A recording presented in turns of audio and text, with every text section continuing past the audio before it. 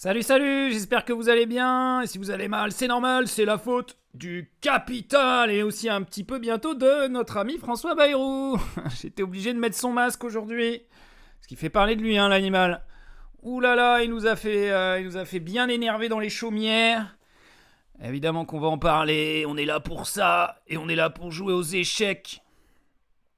On va commencer tout de suite par les échecs. Alors attendez, il faut que je baisse ça. Je dois baisser ça comme à chaque fois. Et on y va. Alors, j'ai pas du tout joué aux échecs cette semaine, ou très peu. Très très peu. 10 minutes. C'est parti, les amis. Là, les noirs, et j'ai pas mon casque. Je vais le mettre. Je joue au 4. Bon, on va pas faire dans l'originalité pour l'instant. Un jour, j'apprendrai une... je vois plus rien. Un jour, j'apprendrai une autre ouverture avec les noirs. Qu'est-ce qu'il fait? Est-ce qu'on s'en fout? Alors, pion prend, dame prend. Pour l'instant, on s'en fout. Encore un indien. Un indien pour rien. À 879, hello. Ah, il me donne un pion pour essayer de faire son truc là. Vas-y, je vais le défendre. Ça sent le... Il essaie de me faire le coup du berger depuis tout à l'heure. Je crois que je connais pas. Ok.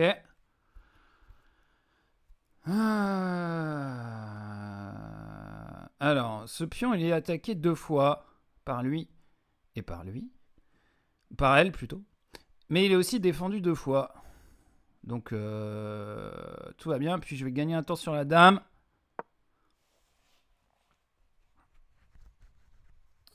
Voilà. Comme ça, c'est fait. Être obligé de la bouger encore.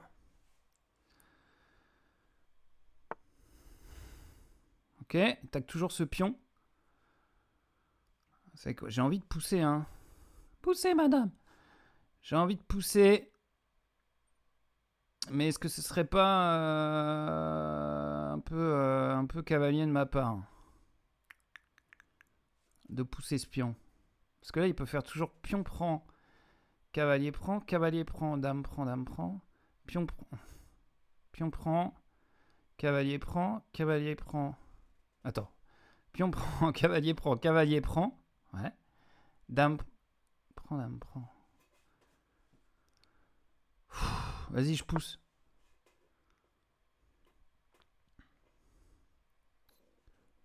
Allez, on innove. Je sais pas si ce que je fais c'est bien, mais j'avais envie.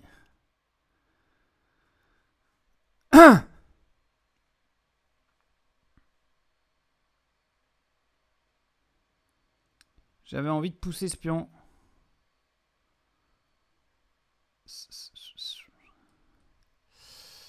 Du coup, il réfléchit. À mon avis, son cavalier là, il est hyper safe, non?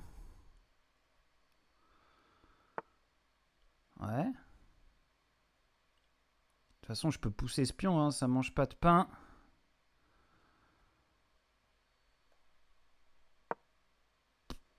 Vas-y, hein. Ouais, on joue simple. On joue des coups simples. Ah ouais, ça c'était bien nul ce que j'ai fait. Ah ok, il a récupéré le pion. Ah, c'était bien nul. Bah, on le saura pour la prochaine fois. Alors.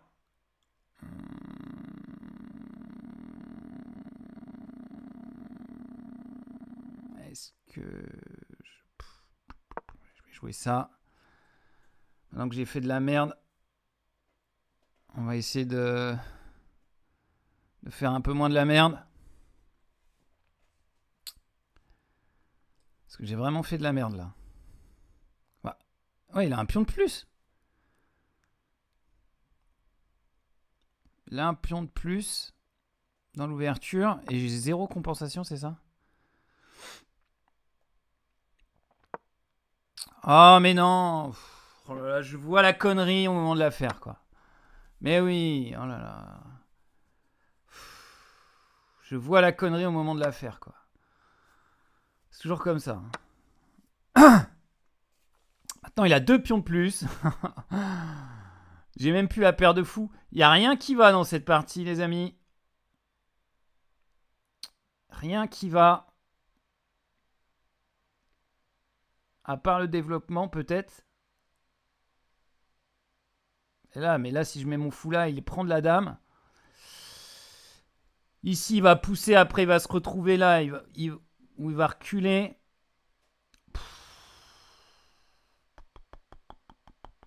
On va le mettre là pour l'instant. L'objectif, c'est le roc là.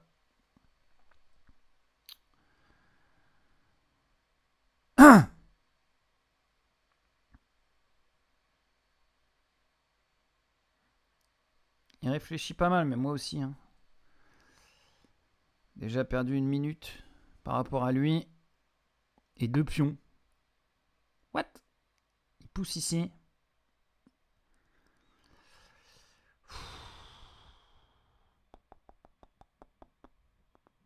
Il veut me doubler les pions là. Hein.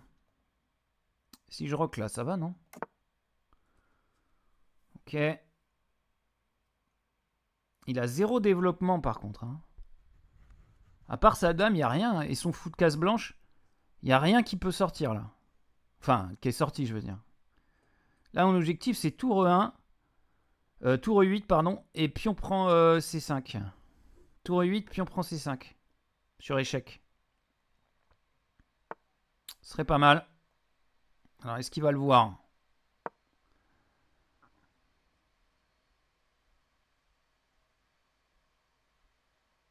Ça me permettrait de récupérer ce pion. Ok, il voit. J'ai quand même...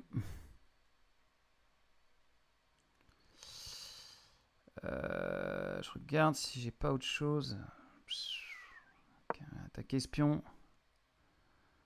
2 fois. Il va le pousser. Il va rocker, je pense. C'est bon, t'as 2 pions d'avance. Tu peux en lâcher un, wesh. Yogi. Yogi 14 941.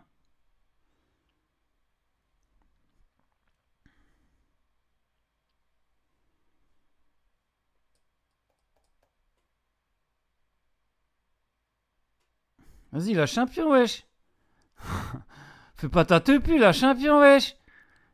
Lâche un pion, Yogi. Non. Ouais, il lâche un pion quand même. C'est bien ça. Fallait de toute façon. Je regarde si je fais pas une dinguerie, mais non. Vas-y, lâche 2 pions, Yogi. Ah non, celui-là non. Celui-là est défendu, hein. 2 fois. Si je fais cavalier, prend fou, prend dame, prend, il y a dame, prend derrière. Là, il va rocker. Ah, il rock pas? Pourquoi il rock pas? Il va où mon cavalier là? Il peut aller là. Mais c'est risqué. Je peux pas genre lui coller un échec? Non, je peux pas.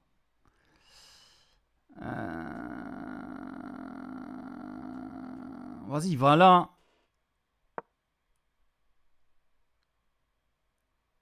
Il va rocker. Il rock ou pas? Il veut pas rocker, hein? Pas sympa le Yogi. Mais il a lâché son pion. Purée! Oh! Alors attends. Non, ça marche pas mon histoire là. Sur cavalier, fou prend, roi. Attends, si ça marche mon histoire, non? Fou échec. J'y vais à l'instinct. J'essaye de sauver mon cavalier surtout.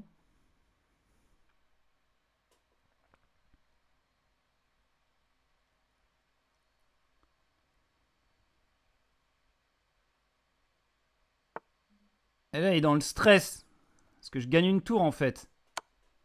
Eh ouais, attaque à la découverte, mon pote. Ah non, il prend le cavalier. Je gagne pas une tour, je perds une pièce. Oui, mais on a l'activité, monsieur. C'est dur les échecs. On va quand même le... On a perdu une pièce, mais on a quand même l'activité. Je vais essayer de le harceler, là.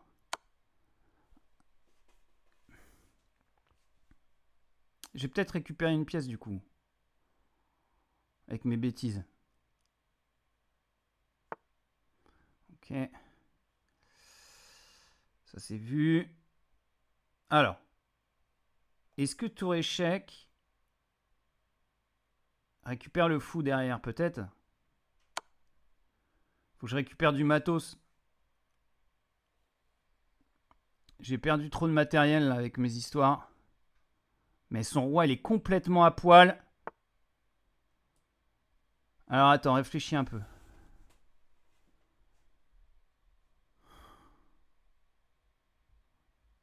J'ai pas mieux, genre, j'ai pas fou échec là.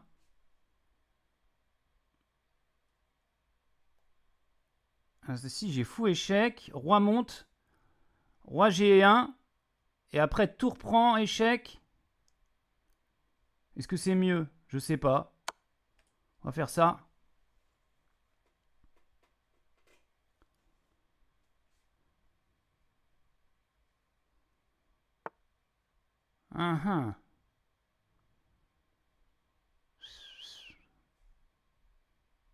Ouais. Ouais, mais fou prend échec, non?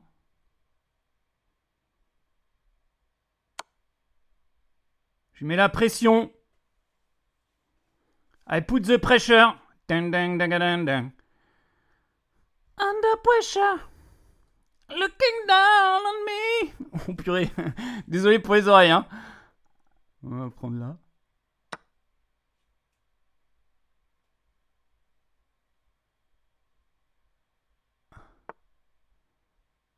Alors. Ouais, mais là, regarde, tu couvres ta dame, mon pote. Si je fais échec, là, il y a mat, non? Qu'est-ce qu'il peut faire? Il peut rien faire, là. Il a couvert. Il va où, son roi? Allez! C'est François qui la met profond dans l'oignon de l'Indien. Oh non, excusez-moi, j'aurais pas dû dire ça. Wouh! Ah, mais quand on gagne, on perd la tête, hein. Oh là là, j'ai perdu une pièce, mais on a quand même gagné cette partie. Ça veut dire que l'adversaire était pas très très fort. Et on va tout de suite... Je regarde combien il y a de personnes sur le chatoun. Vous êtes toujours 2. Il y a 2 spectateurs. Vous êtes là. Merci du fond du cœur. Et on va parler politique. C'est parti. Alors on commence par les brèves. Les brèves, c'est vraiment très très bien. Ah, bonne nouvelle. La famille Le Pen devra rembourser 300 000 € de frais de mandat indus au Parlement européen. Voilà, on commence par une bonne nouvelle parce que il n'y en a pas beaucoup en ce moment. Ah, ils ont bien choisi la photo, hein, elle est dépitée.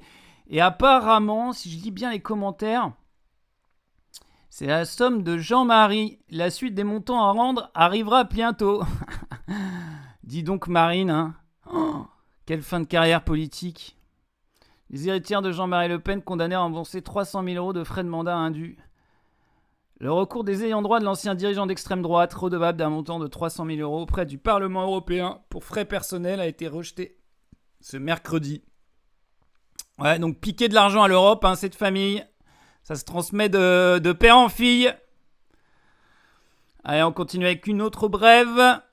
Ah ouais, alors lui, je l'aime pas. Hein. Vous savez qui c'est, lui? Hein, ça faisait longtemps qu'on l'avait pas vu. Hein. Lui, je l'aime pas. Oui, parce qu'en fait, le ministre de la Recherche, il a dit non, mais les enseignants-chercheurs, on a bien regardé. Hein. Bon, bah, on n'a pas trouvé de Coran. Ils vont pas tellement à la mosquée. Par contre, ils font leur boulot de recherche. Donc, non, il n'y a pas d'islamo-gauchisme. Réponse de Jean-Michel Blanquer. Attention, accrochez-vous. Ça, c'est de l'argumentation béton. Pour moi, dire que l'islamo-gauchisme n'existe pas, c'est un peu comme dire que la Terre n'est pas ronde, si vous voulez. C'est-à-dire, voilà, il y a des islamistes, je pense que personne ne le nie, pas même les islamistes. Il y a des gauchistes, il y a une extrême gauche, personne ne le nie, pas même l'extrême gauche. Il y a des convergences entre les deux. Je crois que même ça, personne ne le nie, même les acteurs eux-mêmes. À partir de là, vous appelez ça islamo-gauchisme, gauchismo-islamisme, vous choisissez le mot que vous voulez, mais le fait est que le phénomène existe, la chose existe. Voilà. Pour moi, dire... Donc, Vous avez un côté, il y a les Arabes, de l'autre, et les gauchos. Bon, bah, et des fois, ils s'entendent bien. Donc voilà, ça existe. À l'université. Bravo, Jean-Michel. Qu'est-ce qu'on peut dire? C'est l'impression... t'imagines, l'université, c'est un restaurant. Et le mec, il demande une crêpe au sucre. Et la meuf fait, bah non, il n'y a pas de crêpe au sucre. Bah, vous prenez une crêpe. Vous avez de la pâte à crêpe. Vous faites une crêpe. Vous avez du sucre. Bah, vous mettez du sucre dessus. Ça fait une crêpe au sucre. Donc voilà, lui, il est ressorti parce que c'est lui qui avait dit qu'il y avait de l'islamo-gauchisme à l'université. Un salaud. Et évidemment, Elisabeth Borne. Ce courant existe dans la société, donc nécessairement à l'université. Elle n'a pas fait beaucoup de mathématiques pour dire un truc pareil. Elle, hein. Je sais pas moi. Comment dire. Bon, l'inceste. J'ai pris un truc au hasard. Hein. J'aurais peut-être pas dû, mais vu que c'est François Bayrou et qu'il a couvert des pédophiles, je pense que c'est raccord. L'inceste, ça existe dans la société. Bon, bah du coup, ça existe nécessairement à l'université. Par exemple, ça pourrait être, je sais pas moi, les cracheurs de feu, ça existe dans la société, bah ça existe à l'université. Borne regarde le ministre de l'enseignement supérieur sur l'islamo-gauchisme. Ouais, ils sont pas très forts au niveau de l'argumentaire quand même, hein, nos deux. Le sophisme est incroyable. Ouais, c'est le... démonstration par le contre-exemple. Une partie de la population n'a pas le bac, donc pour les aides-bornes, nécessairement une partie des gens à l'université non plus. Oui, voilà, c'est multipliable à l'infini. Elle est conne, celle-là! Oh là là! Oh, ça m'énerve. Elle aurait pu réfléchir un peu... 2 minutes avant de sortir sa dinguerie, là. Elle fait honte au gouvernement, là. Après, on va dire la France, elle pue de la gueule. Bah ouais, mais c'est à cause d'Elisabeth Borne aussi, elle réfléchit pas. Oh! Purée, la France, merde! Ouais, ça, on l'a déjà dit. Hein. Putain, elle rend fou, hein? La meilleure photo. Et franchement, celle-là, t'as envie de l'encadrer et de la mettre dans tes chiottes, sérieux. Ah putain, alors lui, il est fier. Mais c'est de l'IA ou c'est réel, ça? Franchement, cette photo. Est-ce que c'est de l'IA ou est-ce que... À mon avis, c'est réel. Hein. Il s'est vraiment tenu comme ça, un fier comme Martavant. On dirait qu'il sort des chiottes. Ah putain, mais alors lui... Donc lui, hein, il est fier comme Martavant. Pourquoi? Parce qu'il a été décoré de la Légion d'honneur. Et oui, en même temps que Sophia Aram, il me semble. Non, Sophia Aram, c'était pas la Légion d'honneur qu'elle a eu, je crois. C'est... commandeur de je sais plus quoi là. Ils se refilent des médailles entre eux. C'est génial. Mais sauf que t'as une pension en même temps que la médaille. Parce qu'en fait, la médaille, ils s'en foutent. Hein. Ce qu'ils veulent, c'est pas bosser puis toucher des sous, quoi.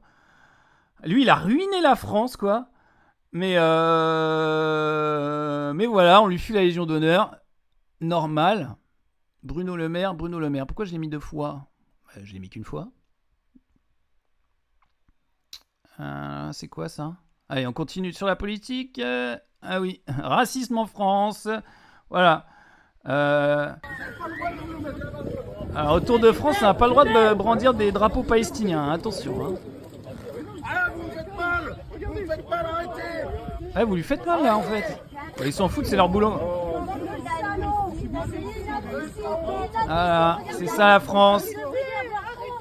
Donc, hein, on rappelle que des néo-nazis ont défilé il y a quelques mois sans aucun problème avec des croix celtiques, des drapeaux noirs, des tatouages de croix gammées, des références aux jeunesses hitlériennes avec les tambours et tout.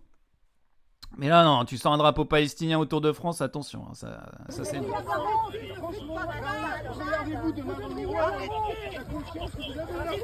Elle a bien joué la dame de le porter sur elle, parce que là, ils vont pas oser le déchirer, quoi. Combien on vous paye pour faire ça? Allez les gars, tout le monde de la France. Voilà, c'est ça. Les CRS, toujours au top. De toute façon, ils ont pas trop réfléchi. Hein. Ils font, ah, mais non, c'est un drapeau des Arabes, ça, on va l'enlever. Hein. Il y a des gens qui applaudissent quand même, hein. Ouais, bah c'est normal, hein. On est en France. Hein. Il y a quand même des gens qui applaudissent. Hein. Ah, lui, il a l'air content, lui. Ah, c'est bien, merci. Hein, ce drapeau palestinien, il commençait à nous agresser, là. Si vous cherchez, monsieur. On cherche rien. C'est pas vos chefs qui vous ont demandé, en plus. Ah ouais, en fait, c'est d'eux-mêmes, quoi. Ouais, ils ont pris l'initiative. Aïe, aïe, aïe, aïe, aïe, aïe, aïe, aïe. Bon, hein. On va pas demander pour qui il vote, celui-là. Je pense qu'on sait déjà la réponse. Alors. Mais j'avais mis un truc. Mais je le retrouve plus. J'avais mis un truc, attendez. Ah non, je l'ai plus, hein. J'avais mis un truc sur Parcoursup, en fait. Parce que y a un gamin qui a eu mention très bien. Il a même pas eu ce qu'il voulait à Parcoursup, quoi. C'était pour taper un peu sur Jean-Michel Blanquer, parce que c'est à cause de lui qu'il y a ça. Mais je l'ai pas. Je l'ai pas. Ouais, je l'ai pas. Et puis je peux pas aller le chercher parce que c'est sur mon compte Facebook. Enfin bref. Donc ça, c'était une petite brève. Est-ce qu'il reste une brève? Ah oui. On continue. La France dépense moins pour l'école primaire que la majorité de ses voisins européens. De toute façon, la France, elle va plus dépenser grand-chose du tout, là. Là, l'école, ça va être compliqué. Hein. Si vous avez un prof pour vos enfants, franchement, remerciez le Seigneur. Hein. C'est un petit miracle. Si vous avez un prof dans chaque matière pour votre enfant, c'est que c'est un miracle. Le budget français de l'éducation nationale est artificiellement gonflé par l'effort de l'État pour les pensions de ses retraités. L'Institut des politiques publiques préconise de maintenir les effectifs d'enseignants dans le contexte de baisse démographique. Voilà, c'est un graphique. Hein. C'est un article de Libération. Donc on est là apparemment pour les dépenses dans l'école primaire. La Norvège, ouais, mais bon, c'est la Norvège, quoi. Ouais, le pays de l'éducation, là-haut. En même temps, c'est aussi le pays de certaines écoles un peu cheloues, là, les écoles alternatives, là. Steiner, Waldorf. D'ailleurs, hein, on connaît bien les écoles Steiner. La ministre de la Culture, là, à l'époque de Jean-Michel Blanquer, elle était à l'origine de l'ouverture d'une école Steiner en France. D'ailleurs, Blanquer a dû dire non à la méditation de pleine conscience dans les écoles.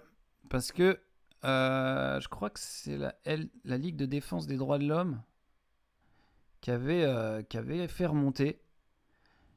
Je peux vous le dire, dans les milieux de l'éducation nationale, les inspecteurs, moi je connais un petit peu le milieu de l'éducation nationale, il y avait un inspecteur, j'ai déjà entendu dire qu'un inspecteur préconisait que ça avait été préconisé la méditation pour les élèves, alors que la méditation, bah, c'est une pratique, à la base, c'est une pratique spirituelle.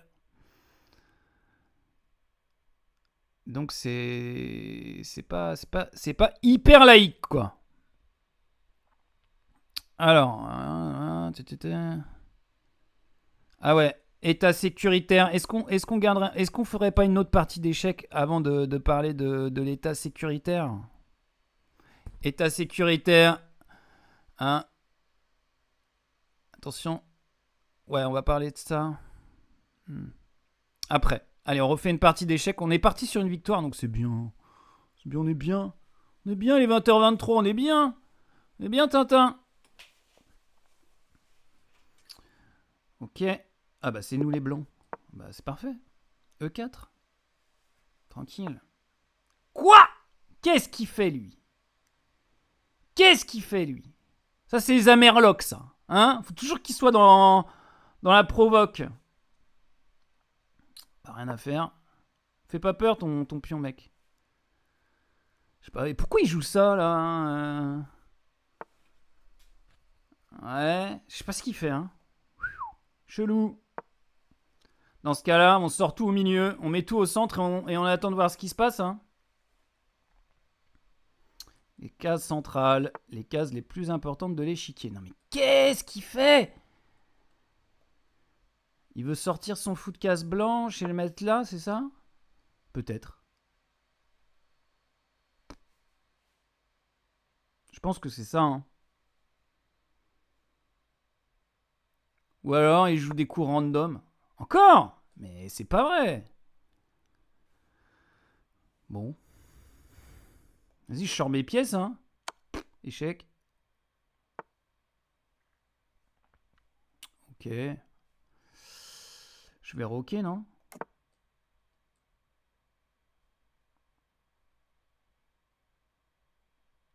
Il prend. Ben, je reprends.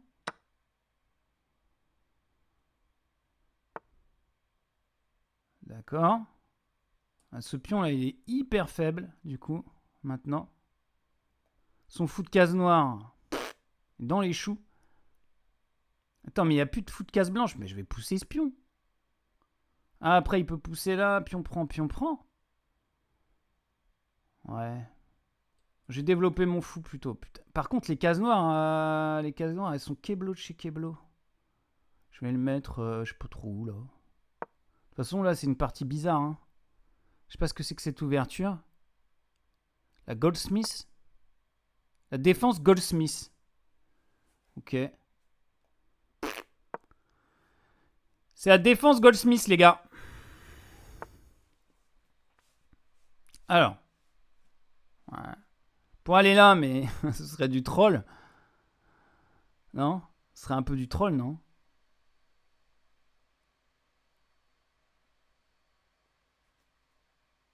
Et ça n'aura aucun intérêt. Je vais reculer.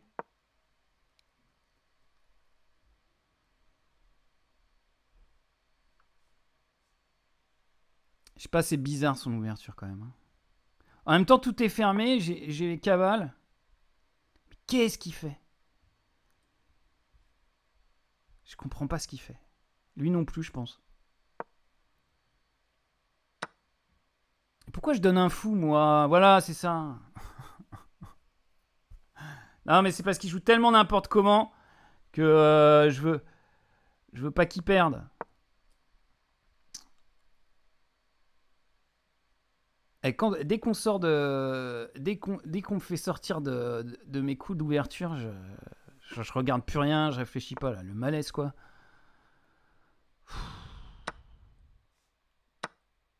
Alors. Non, mais là, c'est sérieux, là. Là, c'est sérieux. Vas-y, son roi, il est au centre, je vais en profiter, je vais mettre ma dame ici. Et je vais doubler, là. Attends, ça va forcément faire quelque chose, cette histoire. Pas grave, j'ai une pièce de moins, ça sert à rien, les pièces. Ton ouverture, elle est pétée, mon pote. Tiens, tu vas faire quoi, maintenant? Ouais. Ok, échec. Je regarde si j'ai pas fait une connerie. J'ai pas l'impression.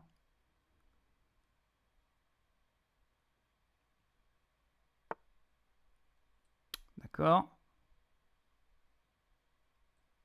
Je vais me servir en pion déjà. Ça te dérange pas, hein?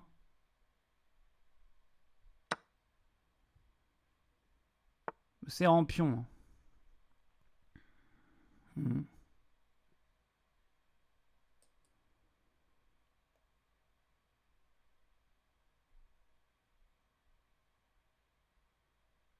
Tout reprend, ouais.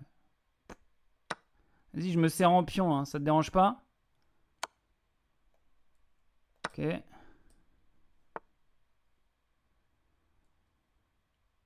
Je me sers en pion, hein.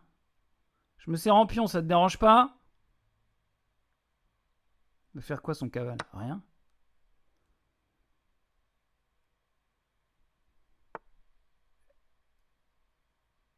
Ok, je vais lui prendre son... Non, je vais pas lui prendre son cavale, je peux pas. Alors, réfléchis. Menace quoi, là? Pas grand-chose. Je vais attaquer sa dame.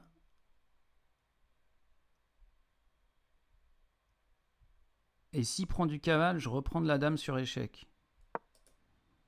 Fais ça. Ok. Je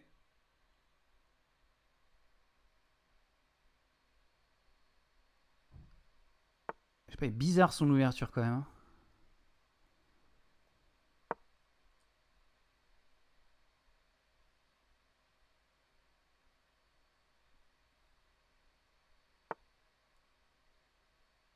Il met son cavalier là, pourquoi?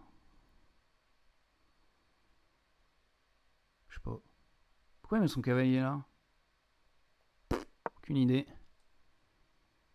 Mon pion, il commence à aller vers la dame. Je mets la pression. Ah. Ah, mais c'est nul. Quoique. Est-ce que c'est vraiment nul? Ouais, si, c'est nul. Ouais. Alors. Dame échec. Et dame prend tour. T'es fait avoir, mon pote. Ok. Je vais prendre ici. Il va prendre. Ah, il a pris madame. Merde, quel con. Putain, j'ai mal géré.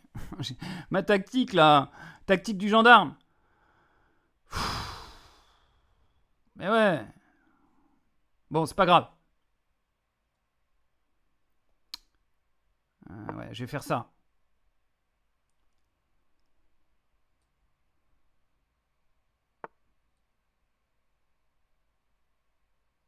Ouais, bien vu ça. Putain. Je fais la moitié du boulot, puis après... Oh. Ah non, si, c'est bon. Bon, on va la perdre celle-là, les amis. Non, mais j'ai fait nimp.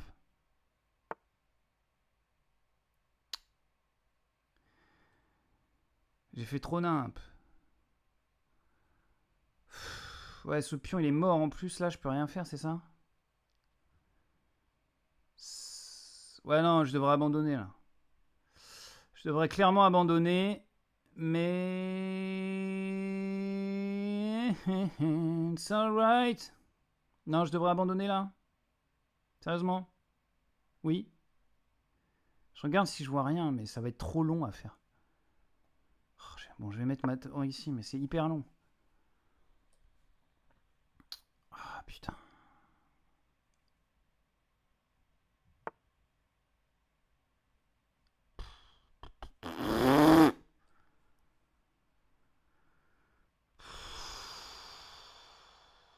Ouais, vas-y, allez, on y va. Le tout pour le tout. Allez, prends la tour.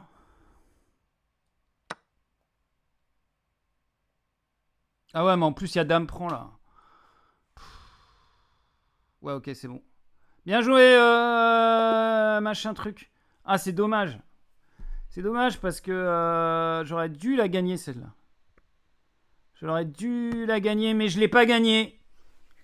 Ah, je l'ai perdu. Ouais, c'est triste. C'est très triste. Allez, on va continuer sur la politique. Il n'est que 20h33. Alors. On était où? Ouin, ouin, ouin, ouin. Ça, on l'a déjà vu. Ah ouais, alors attention. Hein. Discours de Emmanuel Macron. Accrochez-vous à ce que vous pouvez. Hein. Et au fond, soyons simples. Soyons simples. Pour être libre dans ce monde, il faut être craint. Pour être craint, il faut être puissant. La nation, pour cela, doit être plus forte. Car c'est à la nation avant tout de défendre la nation.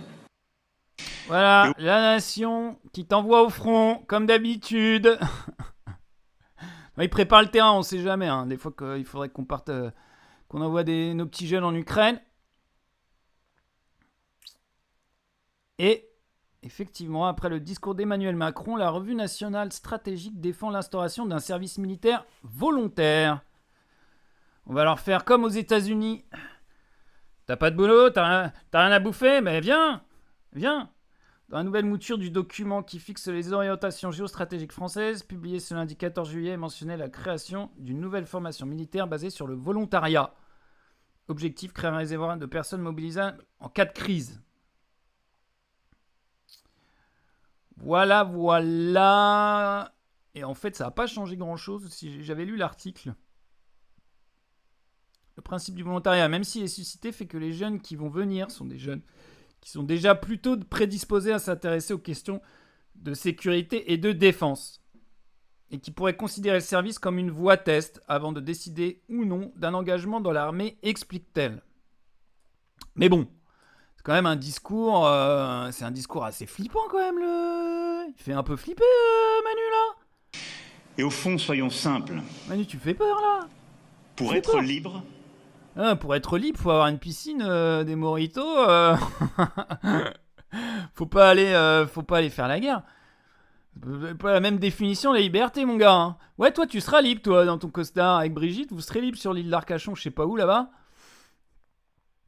Mais les petits soldats sur le front, ils seront pas libres, hein. Purée. Aïe, aïe, aïe, on va parler du Tour de France, une des grandes institutions de notre nation. Ah, c'est quasiment... le Tour de France, c'est comme la Tour Eiffel, quoi. C'est le Tour de France, ils disent outre-Atlantique. Ils disent pas the Circle of France. Ils disent le Tour de France. Alors, le Tour de France, je suis assez fasciné par ce truc. Parce que quand même, je sais pas... Alors, enfin, j'en discutais avec mon paternel l'autre jour. Lui, il dit... Alors, mon paternel, il dit qu'on regarde le Tour de France parce qu'on voit les paysages, ce genre de trucs. On voit l'histoire de la France et tout. On va parler de l'histoire de France, d'ailleurs, là.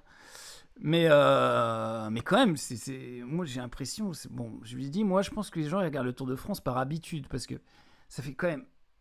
Je sais pas, il y a combien de... Je pense, je crois pas dire de conneries, mais quasiment tous les grands vainqueurs du Tour de France, ils étaient dopés.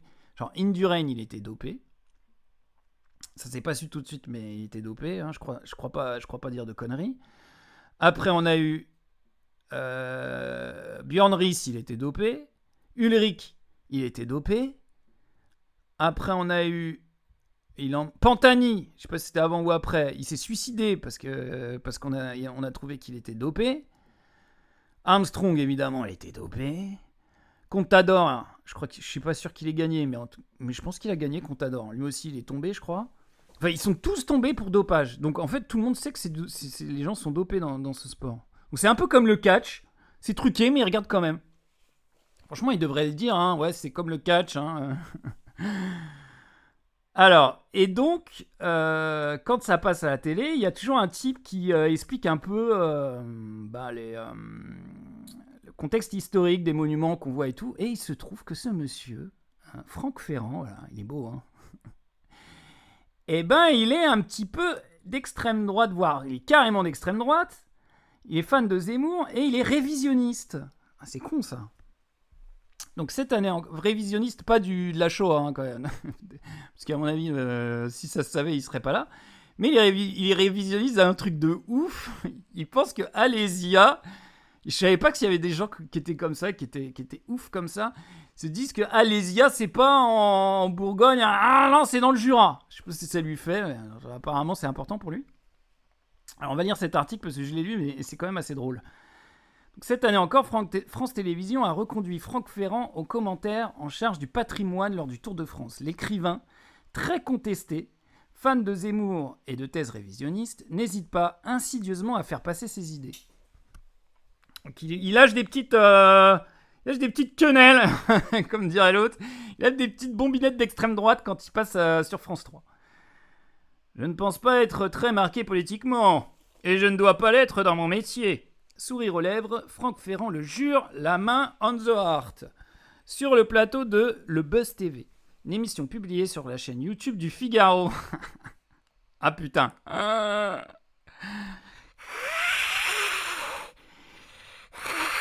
désolé, ça me fait toujours ça. Lui, politique, absolument pas. Son métier, c'est simplement de conter des histoires patrimoniales lors des longues heures de direct des étapes du Tour de France pendant que grand-père est en train de roupiller sur son canapé. Ici, la petite église baroque reconstruite après la Première Guerre mondiale. Là, ce dominant château d'un quelconque duc du XVIIIe siècle. Oui, c'est un peu le Stéphane Bern du Tour de France. Rien de politique finalement, juste un survol des trésors du patrimoine et de l'histoire française, caractéristique de la retransmission de l'événement cycliste le plus important du monde. Eh oui, c'est français! C'est en tout cas ce que l'écrivain, qui se caractériserait certainement comme historien, oui, enfin lui il se caractérise comme historien mais les autres non, assure, soutenu par France Télévisions depuis son intégration au commentaire de la Grande Boucle en 2017. Si quelqu'un repère pendant le Tour de France la plus légère dérive idéologique, et Dieu sait si je déteste l'idéologie personnellement, alors là, qu'il me le dise, parce que franchement, ce sera ce qu'il a vu des choses qui n'existent pas. Va-t-il même clamer lors de l'émission précédemment citée sans ciller. Ouais, manque de bol. Pourtant, depuis 2017, les exemples ne manquent pas. Sans exhaustivité, on peut par exemple citer cet hommage à Pierre Poujade. Wow. Lors du passage du peloton à Saint-Céran en 2024, la ville natale de Pierre Poujade, qui défendait, vous savez, les petits commerçants dans les années 50. Oui, c'était quand même un gros antisémite. Je crois que c'est après... Il y a un lien avec l'affaire Dreyfus, non? Attendez, on va regarder, mais... Poujade, le poujadisme, c'est pas en rapport avec l'affaire Dreyfus, hein? Poujade et affaire Dreyfus. Un peu d'histoire, les enfants, ça fait pas de mal, mais oui, ça fait pas de mal. Affaire Dreyfus. Et tiens. Non, rien à voir? Autant pour moi. Vichy, Poujade et Algérie, rupture recyclage. Pierre Poujade. Ah, c'est lui? Wow, il présente bien. Pierre Poujade, né le 1er décembre 1920, est un homme politique, responsable syndical et résistant français. Véritable ovni politique sorti de nulle part. Oula. Qui est-ce qui a écrit l'article? Ovni politique. Salut Floun Clive, bonsoir ici, ça fait un petit moment, je viens m'instruire. Merci à toi, on est en train de parler de Poujade. Parce qu'en fait, le mec qui commente le Tour de France, qui donne les trucs historiques du Tour de France, il est un peu d'extrême, il est carrément d'extrême droite. Et il a fait une ref à Poujade. Et je croyais qu'il y avait un lien avec l'affaire Dreyfus. Avant la Libération, après la Libération, il devient représentant en livres religieux, puis s'installe comme libraire papetier dans la ville. Fondation du mouvement poujadiste, voilà, c'est ça. Il accède à la notoriété en 1953 lorsqu'il prend la tête d'un groupe de commerçants qui s'opposent de manière musclée à un contrôle fiscal. Les contrôleurs renoncent leur mission... Bref. Je me suis trompé. Bon, en tout cas, ils en parlent dans l'article de Poujade.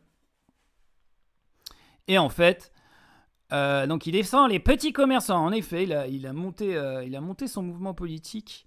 Mais il n'y a pas que ça. Pour reprendre les termes employés du direct, le tout sans mention aucune que Jean-Marie Le Pen fut député de son parti. Ah ouais, d'accord.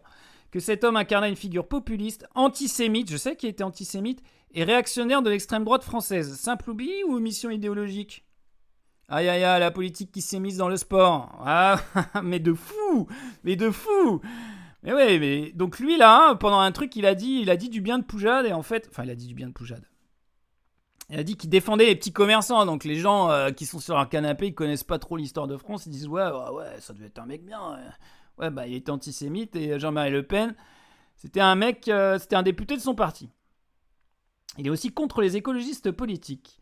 Sa proximité avec la FNSEA est aussi bien connue. Il ne manque jamais de féliciter à l'antenne les fresques réalisées par le syndicat agricole majoritaire, opposition souvent anti-écologique.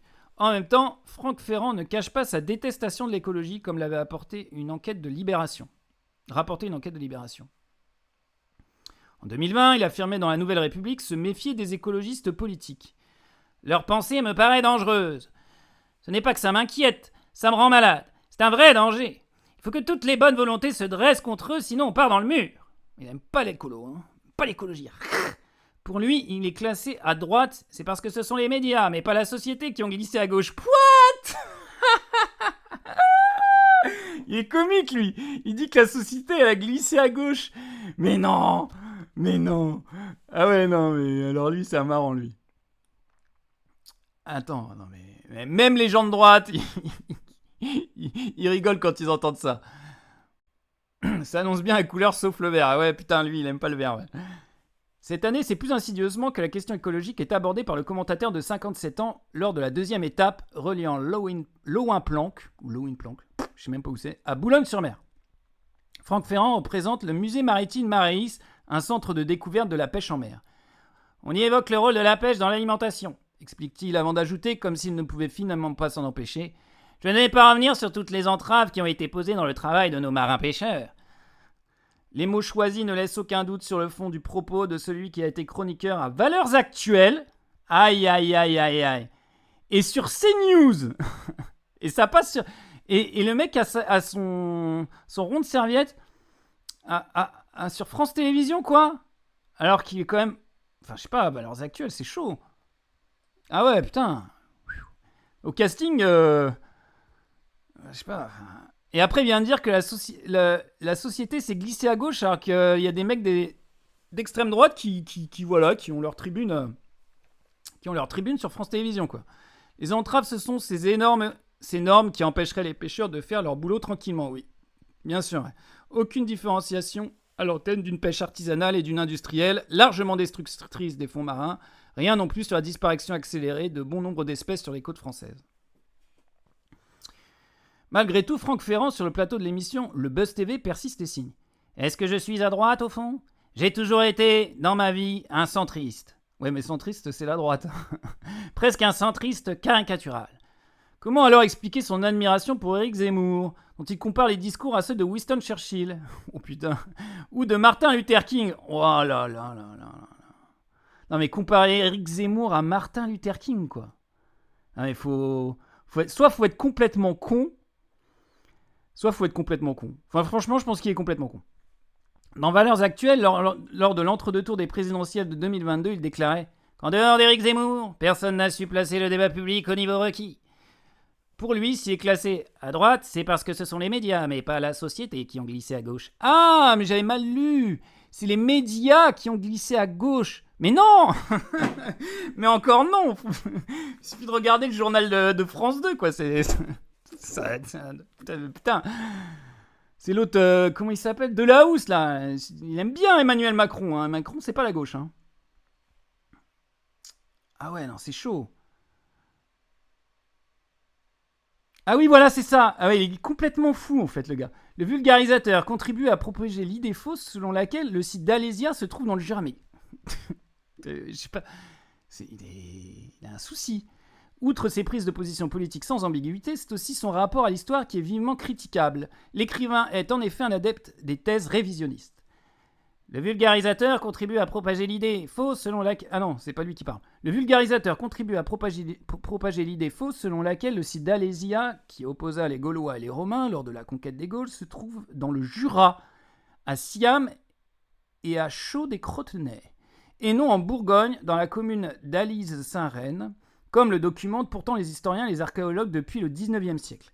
Donc on fait passer un mec pour parler histoire à France Télévisions alors qu'il est complètement siphonné du crâne et qui pense qu'Alésia, ça se trouve dans le Jura, quoi.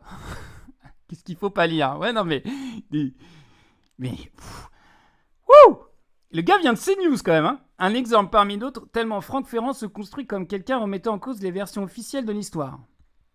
Son livre, paru en 2008 et intitulé « L'histoire interdite, révélation sur l'histoire de France » est sans doute l'exemple le plus caricatural de ce conspirationniste latent.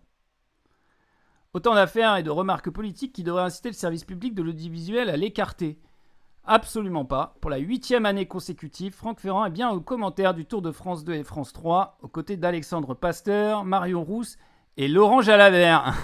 Ah oui, avec mon père, on rigole à chaque fois parce que lui, il commente. Hein. Mais c'est un tricheur. Tu vois, c'est comme les catcheurs, quoi. Les catcheurs, il y a des commentateurs catcheurs, parce que c'est truqué, quoi. Là aussi, c'est truqué. Il y en a un, il dit « Bon, aujourd'hui, c'est moi qui vais me charger, je vais gagner l'étape. » Ok, c'est bon. Si les réseaux sociaux pullulent de messages... mais ouais, c'est vrai, mais oui, Laurent Jalabert, il est tombé pour dopage, quoi. Alors, il est là, il est payé par France Télévisions, donc par nos impôts, quoi, pour commenter. Donc, on paye... parce que France Télé, ouais, je crois que c'est les impôts. Il n'y a plus la redevance. Je me demande comment ils font pour gagner des sous. Ah ouais, on paye plus du coup, on peut plus se plaindre. Il n'y a plus la redevance, mais ça doit être la pub qui les paye. Enfin bon, c'est quand même le service public, quoi. Et v'là les gars, v'là les mecs, v'là les mecs qui sont présents sur le plateau, quoi. Si les réseaux sociaux pullulent de messages de critiques à l'égard du vulgarisateur, la direction de France Télé, elle, l'a toujours vivement soutenu. On est très satisfait de ce qu'il fait, ça ne me dérange pas si à l'antenne on n'est pas sur des positions qui ne correspondraient ni à nos valeurs, ni aux engagements qu'on peut prendre. On ne va pas faire la police de la pensée. Expliquait par exemple la Libération Pascal Golomer, directeur adjoint de la rédaction des sports de France Télé. De la police de la pensée au laxisme à l'égard des thèses révisionnistes, de messages réactionnaires à d'idéologie insidieuse, il n'y a qu'une roue de vélo. Joli, joli le jeu de mots par Pierre Lequier, Zalc. Mais merci Pierre. Merci, on regardera plus le Tour de France comme avant. Enfin, déjà qu'on le regardait pas beaucoup. Voilà. Alors, est-ce on fait une petite partie avant de taper sur François Bayrou ? Ils ont enlevé la redevance en augmentant les taxes sur les téléviseurs en parallèle. Ah, je savais pas. Donc on la paye toujours, mais pendant l'achat de la TV. Ouais. Bah ouais. Non, mais là, l'indépendance du service public, elle est terminado. Hein. Terminado. C'est fini, là. C'est le retour de l'ORTF. Hein. C'est parce que, avec toutes les lois sur les médias, là, je sais pas ce qu'elle a fait. Il faudrait que j'étudie. Hein. Je vais pas dire de conneries, mais... Déjà, je crois... Attends. Je crois que le président nomme... Le président de l'ARCOM, ça c'est sûr, je crois. Président nomme France Télévisions. Attends. Les présidents sont nommés pour 5 ans par le Conseil à la majorité de ses membres. Nommé président de France Télévisions pour un mandat de 5 ans par le Conseil supérieur de l'audiovisuel, le CSA. Donc c'est le CSA qui nomme le patron de France Télévisions. Mais il faudrait que j'étudie le truc, mais je crois qu'il y a une perte d'indépendance. Ils n'arrêtent pas de crier à la perte d'indépendance. Donc, attends, je vais mettre perte d'indépendance. Et du coup, je crois que l'arrêt de la redevance, ça a joué. Ça a joué. Bon, je sais plus dans le détail, on regarde vite fait, mais... Projet de fusion. Fusion de l'audiovisuel public. Ouais, ça y est, ça a été acté, je crois. Enfin, c'est la merde, quoi. De toute façon, ils vont économiser des sous, ça c'est sûr. Bon, en tout cas, on bosse pas à la radio, nous, hein, on s'en fout. Hein. Mais bon, déjà que la qualité de ce qui se passe à la télé est pas top. Allez, on fait une petite partie. Et après, on tape sur François Bayrou. Parce qu'il mérite. Il couvre des pédophiles. Et en plus, il vient nous dire qu'on bosse pas assez et qu'il faut qu'on paye nos médocs. Ouais, il rend fou, lui. Il rend un peu fou, quand même. Hein. Il a pas peur. Hein. Il manque pas de courage, le blob. Oh non, il joue D4. Ah, puis un gambit, en plus.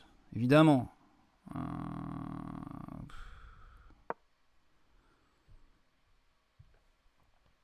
Allez. Tu joues aux échecs, Floon Clive ? Tu joues aux échecs ou pas ? C'est pour savoir. Je sais plus si tu joues aux échecs, toi. Ok, si t'es encore là. Hein. Fou F5. Je prends pas ce pion parce que je veux pas échanger un pion du centre contre un pion de l'aile. C'est pas bien. Il y a des règles aux échecs. Enfin, merde. Oh, il insiste.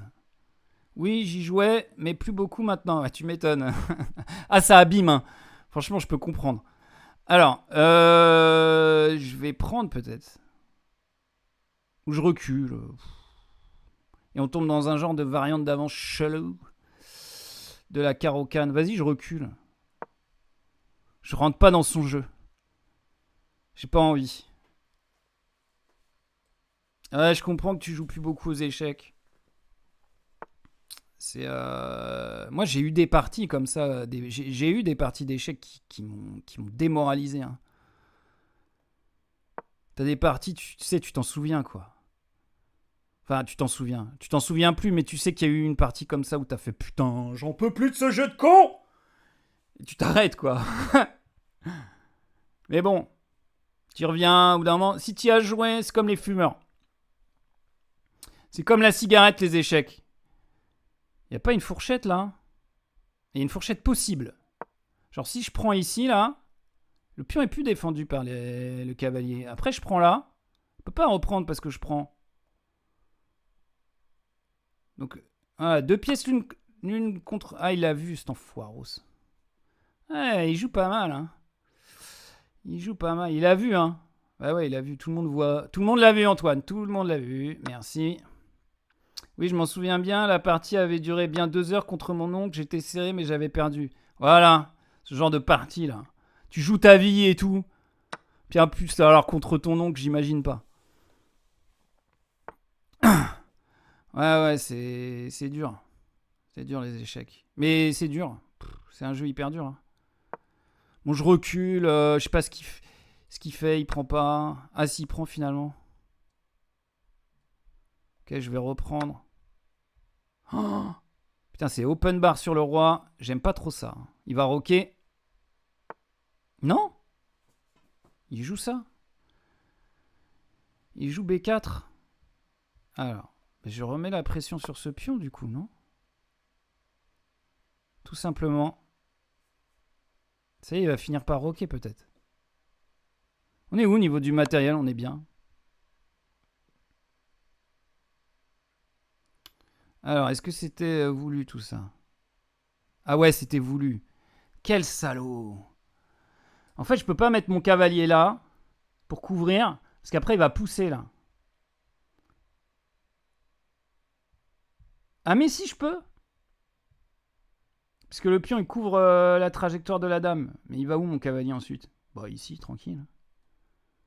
Ouais, si je peux en fait. Là il va pousser. Allez, pousse. Ah, il pousse pas. Il attaque madame. D'accord. Avec son fou. Bah je développe une pièce. C'est couverture. C'est plein échiquier, c'est un lit le truc. Je fais des couvertures partout. On va essayer de pas gaffer. Ce serait dommage. Il rock pas? Faut rocker maintenant, monsieur. Genre, il veut mettre un suspense. Je vais peut-être faire grand rock. Ah, ça y est. Putain. Oh là là. L'angoisse. Alors, il protège son centre.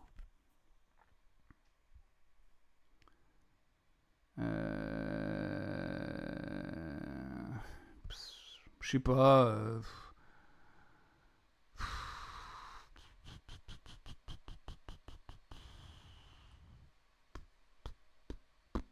Ouais, mais non, mais ce pion, je l'aurais jamais en fait. C'est rien d'essayer. Vas-y, tour C8. Je sais qu'il y a une histoire avec la colonne C. Dans le. De toute façon, je vais prendre les deux colonnes ouvertes avec mes tours. Qu'est-ce que je peux faire d'autre?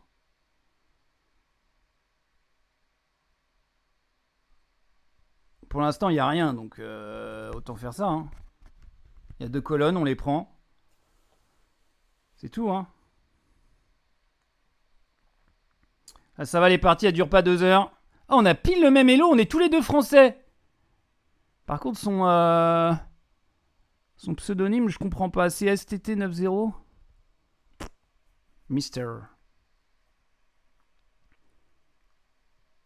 Qu'est-ce qu'il m'a fait comme ouverture? Ah oui, un gambit. Un gambit. Il m'a fait un petit gambit. Ouais. 1 heure pour mettre sa tour en E1. Je vois pas trop l'intérêt, mon pote. Ah, mais il est en train de faire des calculs, là. Moi, je calcule rien du tout, là.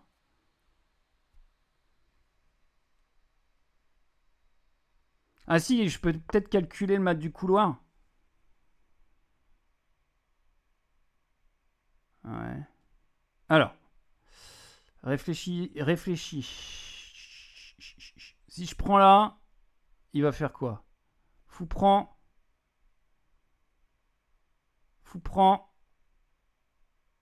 Cavalier prend.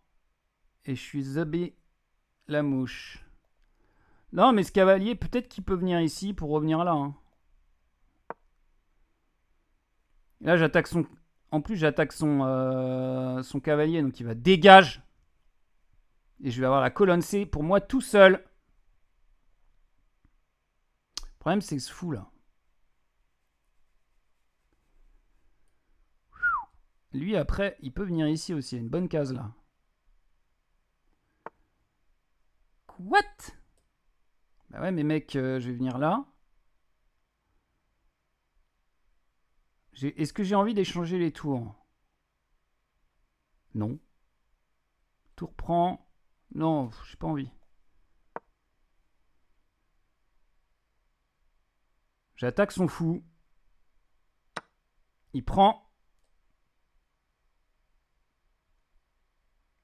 Il n'y a pas une tactique à la con là. Je prends. Je vais peut-être gagner un pion dans cette affaire.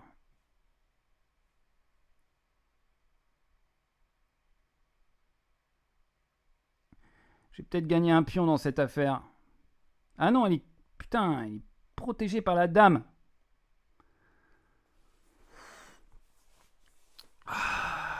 Pas simple. C'est à lui de jouer de toute façon, donc c'est à lui de résoudre les problèmes. Oui, au moins c'est chronométré, c'est pas plus mal. Ouais. Qu'est-ce qu'il a pris là? Il a pris une pièce. J'ai merdé, c'est ça? Ouais, je crois que j'ai merdé, hein. Ah ouais, maintenant ce cavalier il est attaqué 2 fois. Ouais, mais il y a mon pion là. Ouais, mais non. Ok. Donc là, j'ai perdu un cavalier, on est d'accord. Alors. C'est pas grave, ça sert à rien. Plus je suis obligé de prendre là. Ah, j'ai mal joué. Bah ouais, mais bon. Il a bien joué quand même. Faut dire.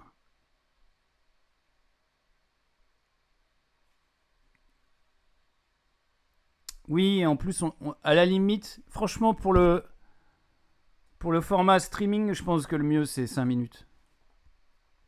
Mais bon, si je commence à jouer en 5 minutes, la qualité, elle va drastiquement baisser. Hein. Déjà qu'elle est pas ouf. Quoi, il prend pas le fou? Mais il est malade! Il dit malade!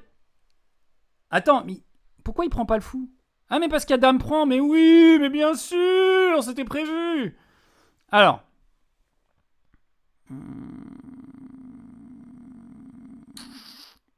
Putain d'enfoiré de... Mais non, mais non. Restons polis. Tendance à jurer pendant que je joue. Voilà, ça sent la nulle, hein, cette histoire, non?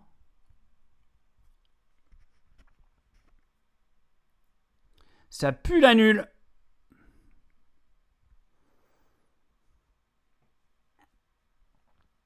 Ça pue le match nul à plein nez. Ou alors je vais faire de la merde. Parce que là, il n'y a plus beaucoup de possibilités. Il enlève son cavalier? C'est quoi? C'est un troll?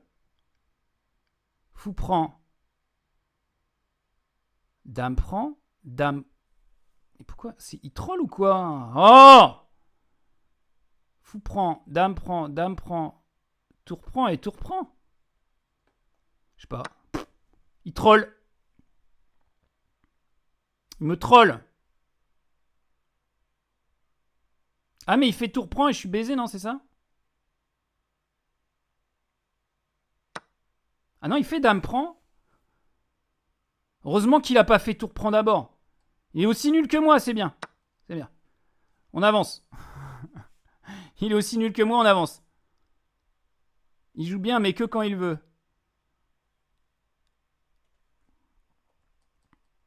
Ouais, là, il avait mal joué, là.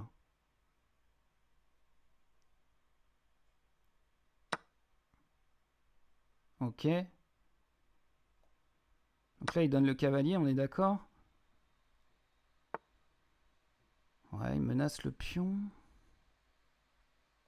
Non, je veux pas doubler mes tours. Est-ce qu'il va tomber dans le piégos? Parce que là, s'il prend là, tour échec. Tour ici, tour prend. Tour ici, tour prend. Et il y a mat. Allez. Piégos. Piégos. Putain, foiros. Il l'a vu. En même temps, c'était trop gros pour être vrai. Hein. En fait, au final, j'ai qu'un pion de plus. Pourquoi? Oh, mais je comprends rien à ce que je fais, les gars. Oh, c'est grave. Hein.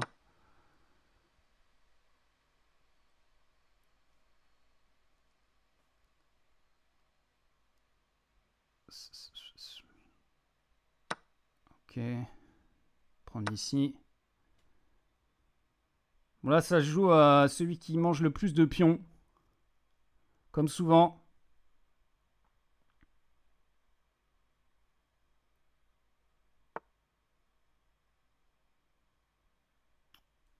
Ouais. On met là.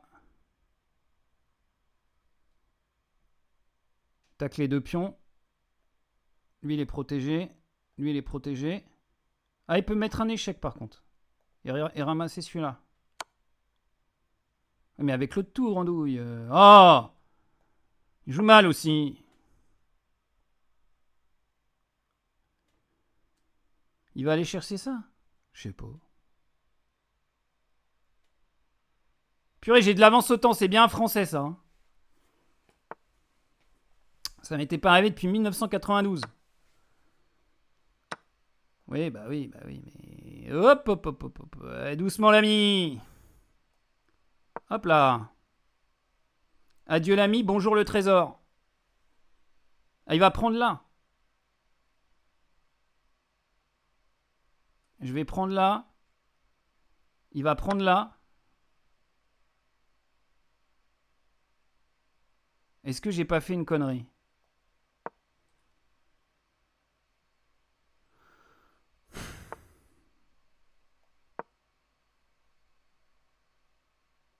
On va essayer de faire une dame. Besoin de rien, envie de dame. Besoin de rien, envie de dame.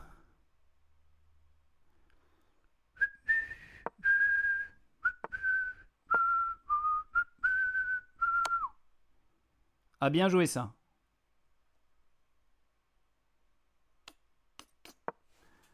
Il va m'avoir, hein. Je vais perdre ma tour, là. Oh, mince, alors. Putain, j'ai mal géré ma finale.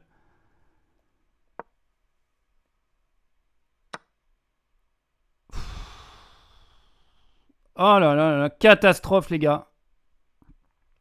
Maintenant, c'est... Est-ce qu'on va arnaquer? Bah non. Oh là là, quelle horreur. J'ai perdu une tour, c'est triste. Il a bien joué, l'ami 4 CSTT 90. Ouais, bah ouais. Trop confiant. C'est ça, hein, la France. Trop confiant, ça... C'est pas bon. Je peux pas aller là. Mais non, je peux pas aller là, je suis con, quoi. Bon, il va me mater maintenant. Oh, puis là, ces deux pions, ils vont tomber. Mon seul espoir, c'est ça, mais il est maigre. Ça et le temps.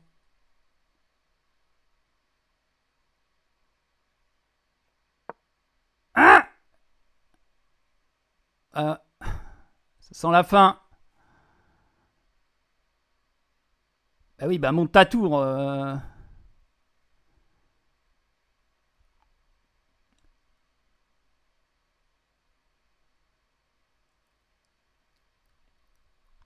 Il a peur de perdre ou quoi? Peur de gagner, ouais. Il va prendre le pion, tu crois?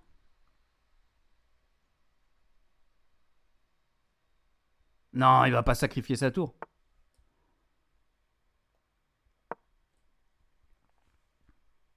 Je vais le faire tomber. Je le fais tomber autant, hein. C'est dégueulasse. Pas faire ça. Qu'est-ce qu'il fait? Il veut récupérer ma tour sur échec. C'est ça?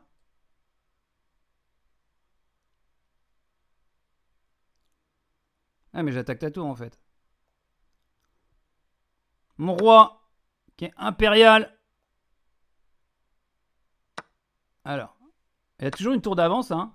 Est-ce qu'il va réussir à me mater aussi? C'est ça le truc. Qu'est-ce que je dois faire là? Je sais pas. Le faire tomber, ça c'est sûr. Il reste 30 secondes.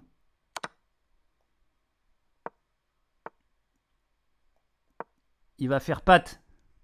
Je propose la nulle. Il va faire patte.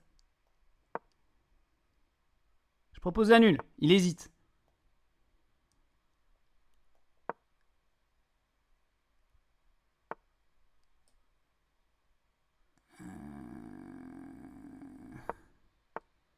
Il hésite. Oh putain, il va me mater.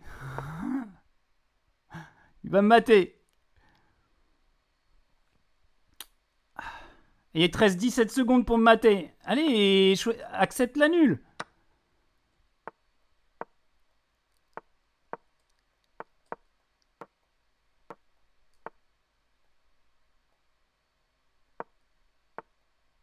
Il va réussir à me mater, tu crois?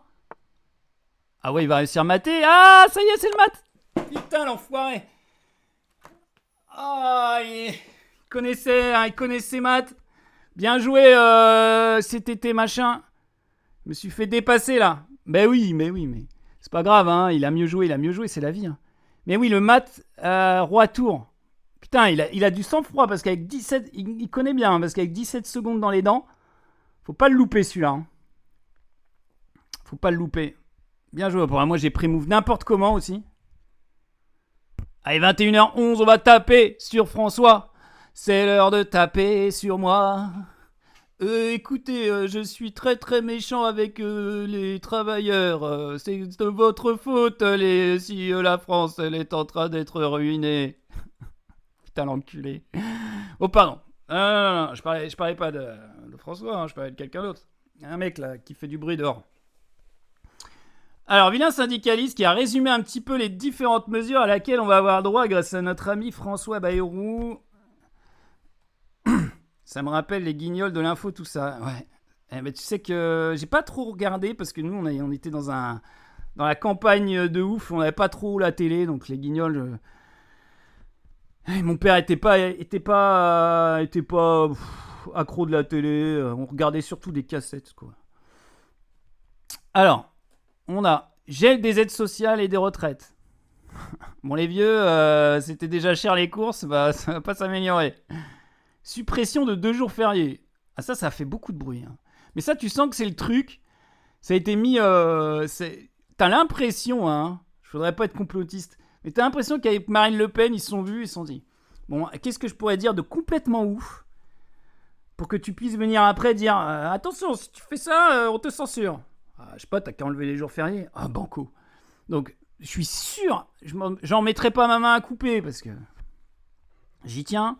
Mais je mettrai bien la main de François Bayrou à couper sur le fait que les suppressions des 2 jours fériés, ça se fera jamais, ça. Fusion des aides pour les BC, 0 taxe sur les riches et multinationales, 0 baisse des aides aux entreprises, 200 milliards les aides aux entreprises. Hein. 200, hein. On souffle. Nouvelle réforme de l'assurance chômage. Ah ouais, les chômeurs, les sages chômeurs, là. Ah ouais, les chômeurs, c'est l'ennemi de la nation. Hein. T'es au chômage, t'es une merde. Hein. T'es même pire qu'une merde. T'es nocif, t'es nuisible. Non-renouvellement de 1 fonctionnaire sur 3. Bah oui, ça. De toute façon, je sais pas pourquoi les gars, on en a encore des fonctionnaires. Franchement, autant tout enlever, hein. Qu'on voit ce que ça fait. Hein. Ah là là là. Ah ouais, chômage, allez hop, prison. Ouais, mais non, mais... Prison, mais tu payes ton loyer quand même. Hein. Non, c'est travail forcé. Travaux forcés. Un peu comme les secondes. On les fait bosser, mais ils sont pas payés. Alors, ah ouais, les stages de seconde, l'apprentissage. Tu bosses autant que les autres, t'es payé moins. C'est génial, ça. Mais ils apprennent. Alors, ça on l'a vu.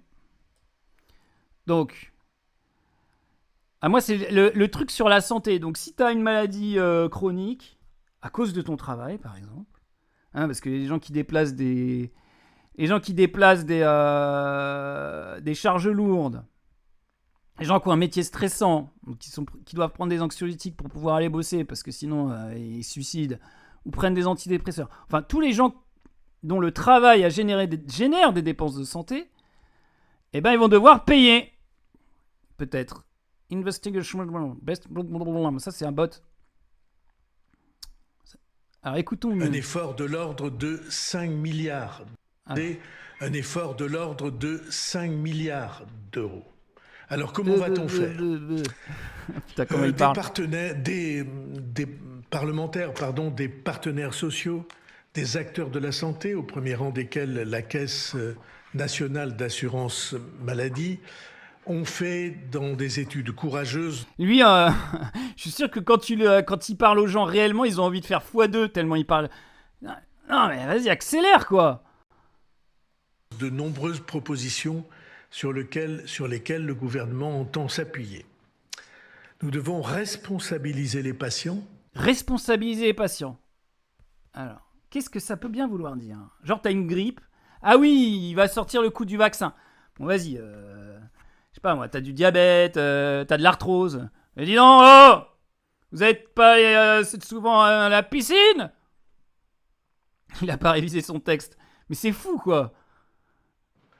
Pour que le coût de la santé soit plus concret pour nos concitoyens, nous consommons par exemple en France 2 fois plus d'antibiotiques qu'en Allemagne. On ne consomme pas. C'est pas une consommation, les antibiotiques. C'est un médicament. On le consomme pas, le médicament. C'est un traitement.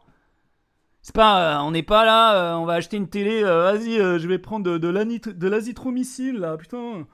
Non, on consomme pas les médicaments. Ils nous sont prescrits par un médecin. Si on a besoin d'un antibiotique, on consomme 2 fois plus d'antibiotiques que les Allemands. Faut savoir que les Allemands, c'est des oufs malades dans leur tête. Ils croient à l'homéopathie, beaucoup croient à l'homéopathie, ils croient aux jeunes, enfin, toute la naturopathie, toutes les médecines alternatives. Ils sont friands de ces trucs-là. Donc, évidemment qu'ils prennent pas des méchants antibiotiques. Et je ne crois pas que nous soyons en meilleure Et te vacciner contre le diabète, tant pis pour toi. Non, mais c'est ça. santé que les Allemands. Bah, ouais, quand on te regarde, c'est vrai qu'on a des doutes. Chaque fois que nous achetons une boîte de médicaments, nous en payons une partie et la somme totale que nous déboursons. On n'achète pas une boîte de médicaments. On n'a pas acheté des médicaments. Est-ce qu'on... m'énerve. Additionné est plafonné à 50 € par an. Nous pousserons ce plafond à 100 €, ce qui signifie pour ceux qui consomment le plus de médicaments une dépense de l'ordre de 8 € par mois. Ouais, ça, tu peux bien lâcher 8 balles par mois pour l'État quand même, merde. Ouais, ça commence comme ça, puis après ça va être quoi? 15 balles, 20 balles, 50 balles? La responsabilisation passe aussi... Mais putain, mais il rend fou, lui. Responsabilisation des malades. Mais... je sais pas, responsabilisation du nazisme. Du nanisme, pardon. Putain, j'ai ma langue a fourché. Responsabilisation des nains. Tu vois, des gens de petite taille. Toi, t'es une personne de petite taille? Bah, tu vas payer pour les aménagements, hein, mon gars. Non, mais il est fou, lui. On dirait que c'est des clopes quand on l'entend. Mais c'est clair. J'achète des médicaments, on dirait que c'est des clopes. Avec 50 € le paquet de médicaments, bien sûr. Il rend dingo. Par la prévention, notamment la vaccination. Je voudrais que vous ayez ce chiffre en tête que donne souvent la ministre de la Santé. Les 3/4 des personnes en réanimation au moment des épidémies de grippe ne sont pas vaccinées. Ouais, bon, d'accord. Vaccinez-vous contre la grippe. Ok. Bah, si c'est gratuit, pourquoi pas, hein. Bah, il y a quand même 1/4 des personnes qui crèvent. Hein. Un autre défi auquel nous devons nous attaquer concerne les affections de longue durée. 20% des Français sont en affection de longue durée contre 5% de la population allemande. Mais putain, mais... Alors, attends. Lui, attends. Affection longue durée. Il me rend fou. Excuse-moi, hein. Excusez-moi, mais il me rend fou, lui. Affection... Je veux savoir exactement de quoi il parle. Affection longue durée. Mais il a qu'à aller en Allemagne. Oh là là. Déjà que j'aimais pas beaucoup, là, mais... Ah, c'est pas sûr. Parce qu'il sort des chiffres, mais attends. Non mais il kiffe trop les Allemands, lui, hein. Peut-on vraiment affirmer que seuls 5% des Allemands sont en infection longue durée ? Fact-checking en direct, c'est pas la classe. Lors de la présentation des orientations pour le Premier ministre a comparé Il existe pourtant d'importantes différences entre les deux pays. Tu m'étonnes, John. Parmi les mesures d'économie annoncées, le Premier ministre a notamment annoncé, ouais, c'est ça on a vu, 20% des Français sont en affection de longue durée contre 5% de la population allemande. Non mais ce chiffre, quoi, a assuré François Bayrou lors de sa conférence de presse. Nous allons donc engager une réforme en affection... Des mesures visant à sortir du remboursement à 100% des médicaments qui sont sans lien avec l'affection déclarée. Et aussi à pousser que l'on puisse sortir du régime d'affection longue durée lorsque l'état de santé ne le justifie plus.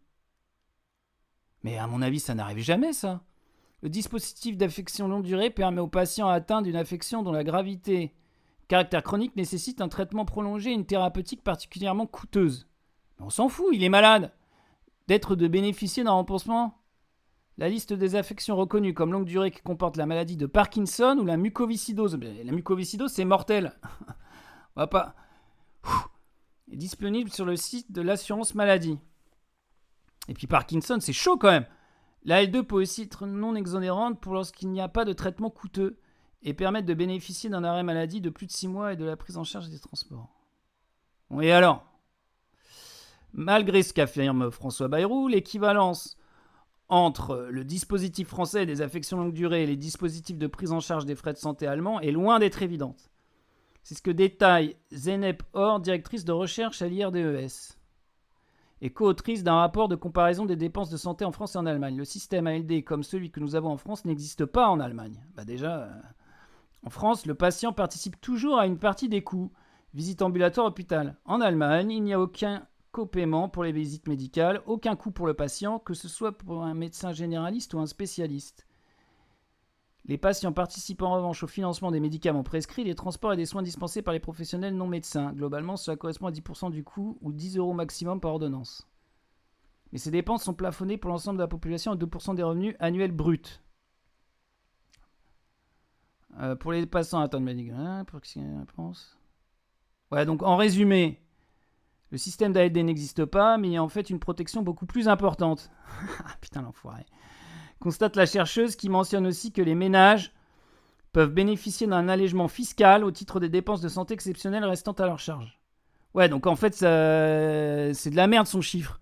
Il dit qu'il n'y a que 5% des Allemands qui... Qu'est-ce qu'il a dit déjà ? Parce qu'avec tous ces chiffres, j'en perds mon latin. Mais en fait, c'est pas comparable. C'est pas comparable. Il n'y a pas de système d'affection longue durée en Allemagne. Donc en fait, d'où vient le chiffre de 5% ? Puisqu'il n'y a pas. En fait, il a inventé, quoi. On ne peut pas comparer quand on a deux systèmes... Voilà, on ne peut pas comparer comme deux systèmes différents, mais en plus, j'ai l'impression que ce chiffre, il sort de son cul, quoi. Parce qu'il n'y a pas de... Il n'y a pas d'affection longue durée. C'est pas défini là-bas. Donc...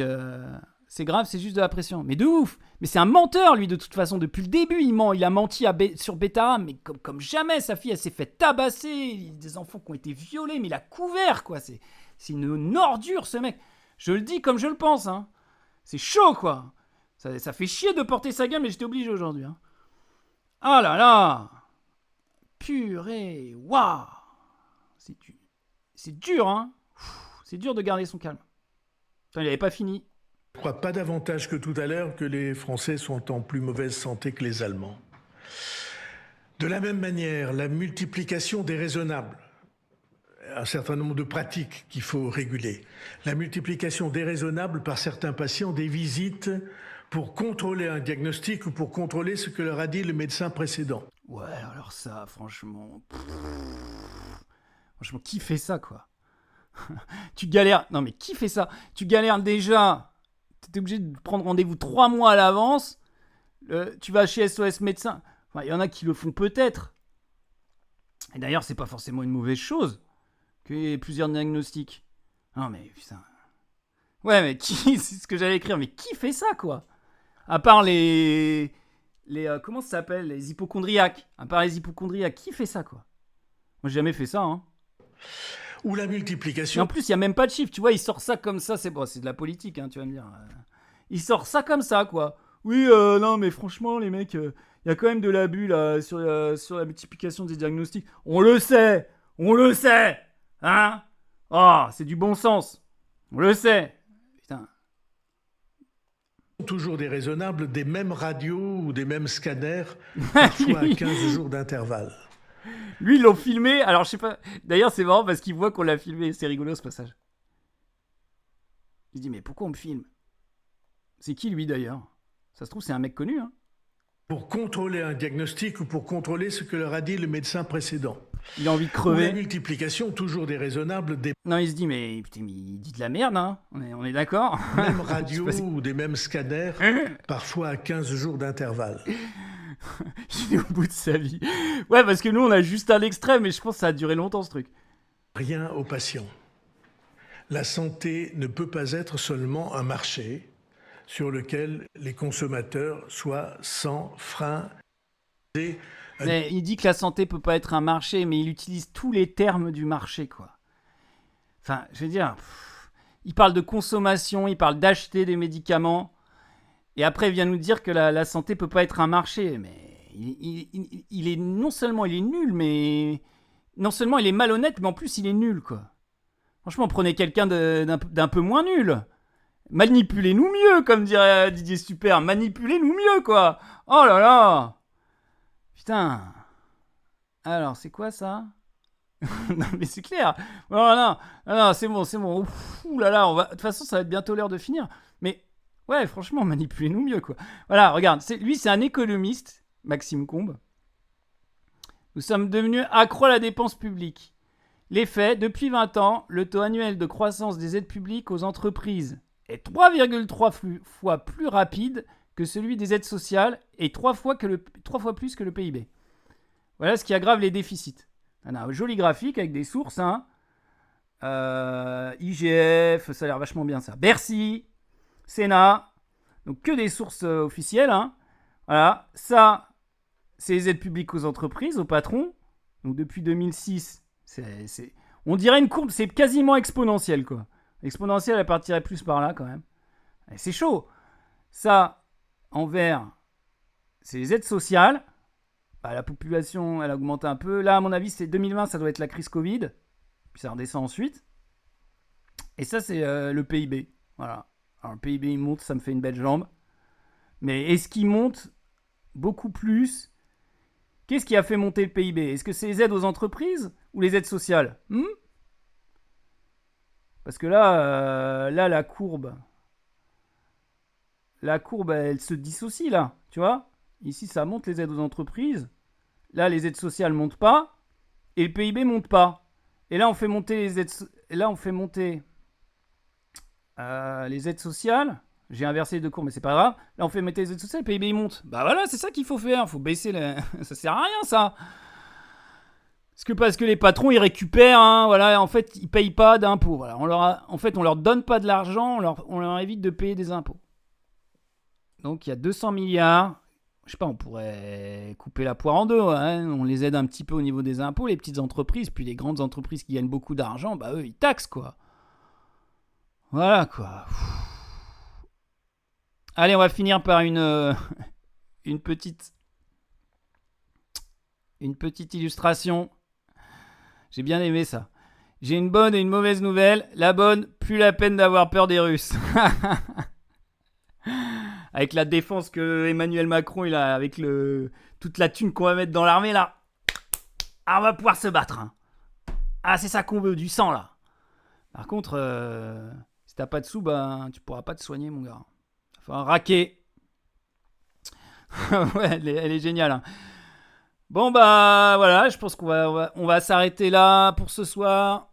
Merci, Floun Cliff, d'être venu sur le live, ça fait plaisir. Ça met un peu de conversation, j'aime bien. Je me sentais un peu seul jusqu'à ce que tu sois là. Et merci beaucoup pour ton passage. On se retrouve vendredi soir. Il va encore se passer peut-être des dingueries d'ici vendredi. Sinon, je sais pas, on verra ce qu'on regardera. J'essaierai de faire un petit programme sympatoche sur la politique. Mais qu'est-ce que je fais? Ah, voilà. Donc passez une bonne fin de soirée, passez tous une bonne fin de soirée, n'hésitez pas. Merci à toi, c'était un plaisir de passer. Bah ouais, merci d'être passé. N'hésitez pas à suivre la chaîne si vous ne l'avez pas encore fait, si vous êtes là de passage. N'hésitez pas à suivre la chaîne, ici on se prend pas trop la tête, on joue aux échecs, on parle politique. Voilà, bonne soirée, amusez-vous bien, prenez soin de vous, regardez un bon film. Ciao.